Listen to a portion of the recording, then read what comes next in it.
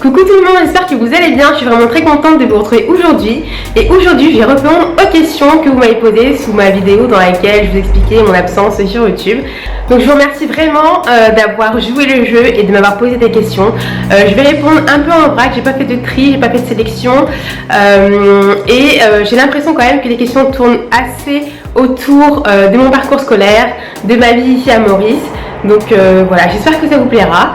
Donc j'ai pris mon téléphone avec toutes les questions qui sont dessus et c'est parti. Donc la première série de questions est de Crayolita qui m'en pose 5. Donc du coup c'est parti. Alors la première, déjà félicitations pour être arrivée en Master 2 de droit, merci.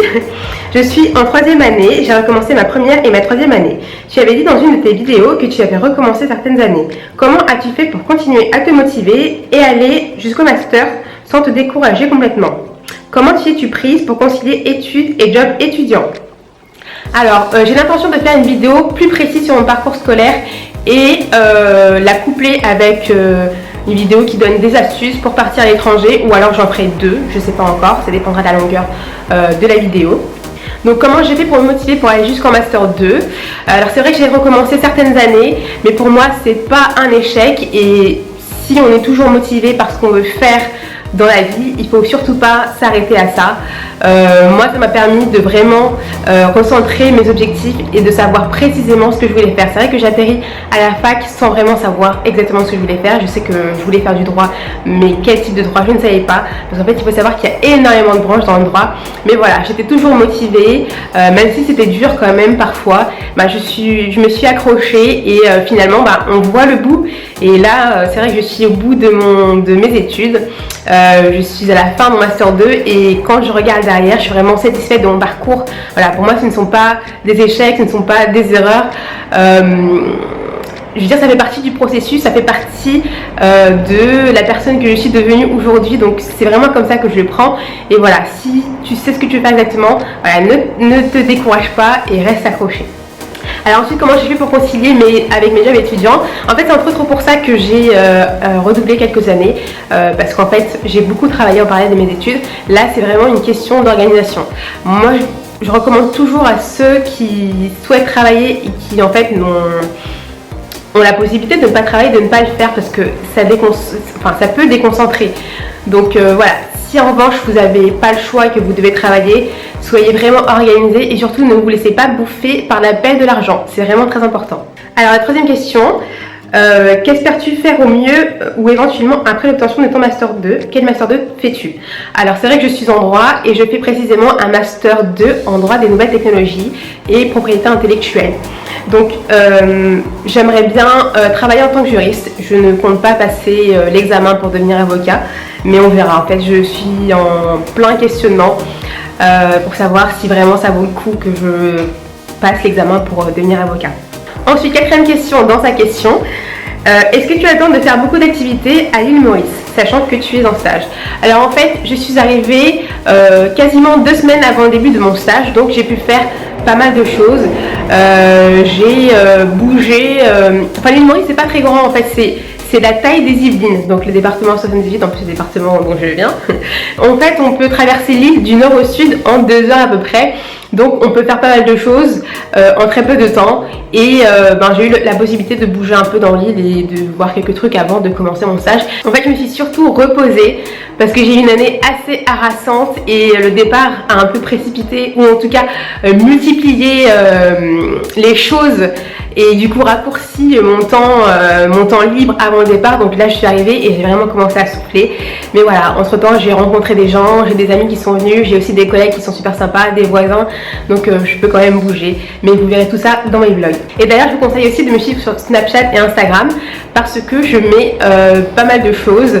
Donc à chaque fois que j'essaie de faire des choses intéressantes, je snap ou je mets tout sur Instagram. Donc suivez-moi, je vous mettrai tous les pseudos en barre d'infos. Alors la dernière question de Crayolita. Est-ce que tu comptes travailler à Paris ou au plan international? Alors depuis très longtemps en tout cas, j'ai toujours voulu travailler à l'étranger. Donc là je ne sais pas si j'aurai la possibilité de travailler vraiment à l'étranger. Ça dépend aussi des débouchés qu'il y a dans ma filière. Il y a quand même beaucoup de postes en France, à Paris précisément, donc on verra bien. J'ai une autre question de La Fête du Glam qui me dit, toujours aussi pétillante, un vrai plaisir de te revoir. Question, à quand une vidéo avec un chéri? Bon alors je suis désolée, pour le moment il n'y aura pas de vidéo avec un chéri parce que je n'en ai pas. C'est une question qui vient très souvent, mais oui, je suis célibataire. Et voilà, et puis je pense que même si j'avais été en couple, je ne pense pas que j'aurais fait de vidéo avec mon chéri. Alors, une question de Melinda M qui est assez intéressante et qui veut en savoir plus sur ma routine capillaire à l'île Maurice. Donc elle me dit: as-tu changé ta routine capillaire et beauté depuis que tu es à l'île Maurice? Comment trouves-tu l'île Maurice? Est-ce que tu aimerais y habiter définitivement? Alors, je suis venue dans ma valise avec plein de produits, des produits que j'utilise en France. Et là je suis arrivée à la fin de mon stock et autant vous dire que c'est un peu la croix et la bannière pour trouver des soins qui me conviennent. Donc déjà j'en parle d'ailleurs sur Snapchat, donc si vous avez vu ces snaps là, n'hésitez pas à le dire en barre d'infos, genre team Snapchat. C'est un peu compliqué quand même, donc j'ai dû m'adapter parce que j'avais moins de produits et surtout moins d'outils, j'avais plus d'10 peines et tout. Là j'ai une seule brosse. Et en fait ça m'a permis vraiment d'épurer au maximum ma routine capillaire. Donc elle est vraiment très simple. J'avais trouvé de l'huile de coco et de l'huile de ricin, donc je le fais en bain d'huile. Ensuite je fais un shampoing. Et là j'ai acheté aujourd'hui un masque de chez Elseve. On verra bien si il sera efficace, sinon il va falloir que je cherche encore. Si vous voulez les produits du style Phyto ou alors René Forterer qu'on peut retrouver en France, coûte ici 50 €. Donc voilà, autant vous dire que je me base sur des produits supermarché, mais en même temps ça me permet de me dire que je pourrais vous faire une vidéo sur les produits de supermarché. Alors deuxième partie de la question de Melinda M. Elle me demande comment je trouve l'île Maurice et si j'aimerais y habiter définitivement. Alors l'île Maurice, autant vous dire que c'est vraiment un coup de cœur. Enfin, j'ai pas beaucoup voyagé dans ma vie, en tout cas aussi longtemps. Et vraiment, j'apprécie la vie ici. Enfin, la vie est vraiment douce dans tous les sens du terme. Les gens sont hyper accueillants, hyper sympas. Le cadre est incroyable, comme je vous disais. Enfin voilà, j'ai de la verdure, j'ai de la plage à côté. Et j'en reviens pas, enfin je suis à l'autre bout du monde quoi. Je suis dans l'océan Indien. Et voilà. Et finalement la vie n'est pas tellement différente qu'en France, à part le paysage. Mais dans mon supermarché, j'arrive à trouver des produits que j'utilisais en France. Les gens parlent français, créole et anglais, donc on arrive vraiment à se comprendre. Et oui, la vie n'est pas si différente. Enfin, j'ai moins de transport, c'est un peu compliqué pour se déplacer, mais au-delà de ça, il y a tellement d'avantages que ouais, je trouve vraiment l'île Maurice super. Enfin, c'est vraiment super, super, super, super plus. Et sinon, est-ce que j'aimerais y habiter définitivement? Bah écoutez, sincèrement, si j'ai l'opportunité de rester, je resterai. Définitivement, je ne sais pas, mais pourquoi pas pour 1 an ou 2. On verra bien ce que l'avenir me réservera. Alors j'ai Sarah C qui me demande si je suis seule ou en couple à l'île Maurice. Ben, comme j'ai déjà répondu, je suis seule. Nico moi-même me demande où et comment j'ai travaillé pour récolter l'argent nécessaire pour partir en voyage et si j'ai tout pris en charge par mes propres moyens. Ensuite elle me dit: tu as dit que tu es venue en France pour tes études, est-ce que ça veut dire que tu reparais après? Bon, je n'ai pas tout à fait compris. Et après elle me demande si je suis en couple, si oui, comment je gère ma relation et mes études et YouTube, et en quoi consiste mon stage. Donc alors, je fais mon stage dans un cabinet d'avocat, donc je suis juriste en propriété intellectuelle. Je travaille tous les jours, je suis à 5 minutes à pied, donc c'est vraiment une situation idéale, mais bon, c'était pas vraiment la question. Alors, en fait, je pense que soit je me suis mal exprimée dans ma vidéo, soit elle a mal compris. Mais moi, je suis née, j'ai grandi en France, donc je ne suis pas partie en France pour mes études. Voilà, j'ai fait toutes mes études à Nanterre, en France. Ensuite, où et comment j'ai travaillé pour récolter l'argent. Avant de partir, donc j'ai su en septembre, début septembre que j'étais prise en stage à l'île Maurice. Je savais que je ne pouvais pas travailler sur place, mais de toute façon je suis rémunérée, mais vraiment pas grand chose. Je suis rémunérée 350 € à peu près. Il faut savoir que la vie ici est assez chère, donc j'ai travaillé avant dans un hôpital. En fait je faisais chaque fois que j'avais des jours de libre, je travaillais tous les jours de 7h à 14h à peu près, ou alors l'après-midi de midi à 20h. Et en fait, je faisais agent hospitalier, donc c'est pas facile comme travail, mais comme j'étais en vacation, c'était plutôt bien payé. Et en plus, après mes examens, j'avais un mois de battement, donc là j'ai vraiment enchaîné tous les jours les vacations pour pouvoir justement avoir un maximum d'argent, payer mon billet et avoir de quoi survivre ici, enfin vivre ici. Et aussi j'ai demandé une bourse, donc j'ai eu une bourse que j'ai demandé à mon université, ce qui fait que voilà, je m'en sors pas trop mal.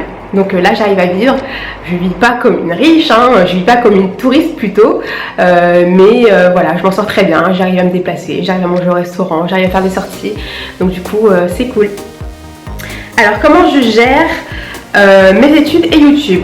Donc vous savez comment je gère mes études et YouTube, hein, c'est-à-dire que quand vraiment je suis à fond dans mes examens, bah, je disparais complètement de YouTube. En fait c'est difficile de concilier les études, le job et YouTube, donc je fais franchement au mieux, mais malheureusement il y a des fois où je ne peux pas concilier les trois et c'est YouTube qui en pâtit. Donc voilà, j'essaie vraiment de m'organiser au mieux, mais c'est parfois vraiment pas facile. Alors, il y a Liquad D qui me demande quel est l'impact de ma vie de youtubeuse sur mon futur métier. Elle demande si le droit c'est sérieux, donc si l'exposition sur internet ne me fait pas peur. Alors c'est vraiment très intéressant comme question parce que je vous le suggérais un petit peu dans cette fameuse vidéo. Je vous disais que mes études sont liées à ma chaîne YouTube. Enfin c'est plutôt l'orientation compris mes études, ma spécialisation qui sont liées à YouTube. Mais ça aussi je vous en parlerai vraiment dans cette vidéo dans laquelle je vous parle de mon parcours scolaire parce que ça prendra vraiment beaucoup de temps. Et du coup, pour le moment, par exemple à mon stage, la fondatrice qui m'a recrutée est au courant que j'ai une chaîne YouTube, que je suis assez présente sur les réseaux sociaux, que en plus il m'est arrivé de faire du community management en parallèle et ça ne l'a pas dérangé. Au contraire, je pense que c'est vraiment ça qui a fait la différence d'avoir une activité un peu différente de son domaine principal si vous voulez. Et du coup ici je fais à la fois mon travail de juriste en droit de la propriété intellectuelle, mais à la fois je suis aussi chargée de stratégie de communication digitale, on peut dire ça comme ça, parce qu'elle veut vraiment développer son réseau sur internet. Donc voilà, j'ai un peu suggéré des idées, mis en place des choses et voilà, donc je pense que YouTube pour moi pour le moment c'est vraiment pas un frein, au contraire c'est un bon complément, surtout pour ce que je voudrais faire plus tard. Voilà, moi mon but c'est de pouvoir concilier et mes études en droit et mon activité de youtubeuse et tout ce que j'ai appris en fait par rapport à ça, parce que c'est pas tout de s'asseoir devant sa caméra et se filmer, il y a plein de choses derrière. Il faut gérer sa communauté, il faut pouvoir publier des choses, je veux dire des choses sur les réseaux sociaux en plus de YouTube. Il faut aussi pouvoir gérer des partenariats, des choses comme ça. C'est une toute autre facette, c'est vraiment un métier, j'ai l'impression. Donc voilà, pour moi les deux sont vraiment complémentaires. Après il peut y avoir des entreprises qui vont demander à ce que ces personnes qui s'exposent s'arrêtent pour ne pas nuire à l'image de l'entreprise. Donc ça peut arriver. Pour le moment, bon, je n'ai pas vraiment travaillé, mais à mon stage, ça se passe plutôt bien. Les gens sont au courant, donc j'espère que ça se passera comme ça aussi quand je serai définitivement embauchée, que ce soit en France ou ailleurs. Alors j'ai Or Myself qui me demande aussi des conseils pour concilier études et boulot et préparation d'un départ à l'étranger. Donc là encore je vous mettrai dans une vidéo vraiment dédiée à ça parce que j'ai vraiment l'impression que ça vous intéresse. Donc du coup je ferai ça avec grand plaisir. Alors, et une autre question toujours de Or Myself qui concerne les cheveux. Donc elle me demande comment garder ses pointes en bonne santé pour les couper le moins souvent possible. Alors pour moi il n'y a pas de secret, il faut pouvoir les couper, je dirais 2 à 3 fois par an ou 1 à 2 fois par an si vraiment on est un peu... La vidéo a été coupée, donc du coup je reprends ma question par rapport aux pointes. Alors il n'y a pas de secret, il faut les couper 1 à 2 fois par an. Et ensuite pour entretenir et éviter de les couper le moins possible, il faut se sceller les pointes, voilà, régulièrement. Mais malheureusement on a beau faire tout ce qu'il faut pour protéger ses pointes, voilà, parfois elles s'abîment et les fourches ne sont pas réparables, donc il faut passer par la case coupe. Alors j'ai Rissi MBK qui me demande mon parcours scolaire et les conseils par rapport à mon expérience scolaire. Donc rapidement mon parcours scolaire, donc j'ai fait un bac ES, puis mes études en droit, voilà. C'est vraiment très rapide. Non, j'ai fait un master 1 en droit international public. Je voulais m'orienter vers la diplomatie en fait précisément, mais ça n'a pas marché. Donc du coup, je me suis retrouvée en master 2 en droit des nouvelles technologies. Donc ce n'est pas du tout par hasard, hein, ça me plaît aussi énormément. Mais voilà, donc là c'est vraiment très rapide encore une fois. Je vous ferai une vidéo vraiment plus détaillée avec toutes mes péripéties. Alors j'ai Elfie Kamba qui me demande si mon avenir sera plus dirigé par mes études en droit ou une fois c'est terminé, si je compte me consacrer entièrement à l'univers capillaire beauté ou peut-être un mix des deux. Donc je suis encore en friche à ce niveau-là, mais bien sûr que le droit aura une part importante dans mon avenir. C'est-à-dire que j'ai passé beaucoup d'années, je me suis beaucoup investie dans mes études et je n'ai pas vraiment l'intention d'abandonner ça complètement. Donc après, pour moi, rien n'est figé, c'est-à-dire que je me vois aussi parfaitement faire plusieurs carrières, si on peut dire ça comme ça. Je ne sais pas si toute ma vie je ferai du droit ou si toute ma vie je me consacrerai à YouTube, si c'est possible. Voilà. Je veux dire, moi ça me ferait pas peur de me reconvertir. Je veux dire, si dans 20 ans je me rends compte que j'ai fait le tour de tout ça et que je voudrais devenir infirmière, bah pourquoi pas. Enfin, c'est juste des idées comme ça, mais c'est vraiment comme ça que je raisonne. Mais pour le moment, voilà, le droit a vraiment une part importante, même plus qu'importante dans mon avenir. Et encore une fois, si j'ai la possibilité de concilier et le milieu de la beauté, YouTube, digital, etc. avec mes études, ben dans ce cas-là, ce sera vraiment que du bonheur.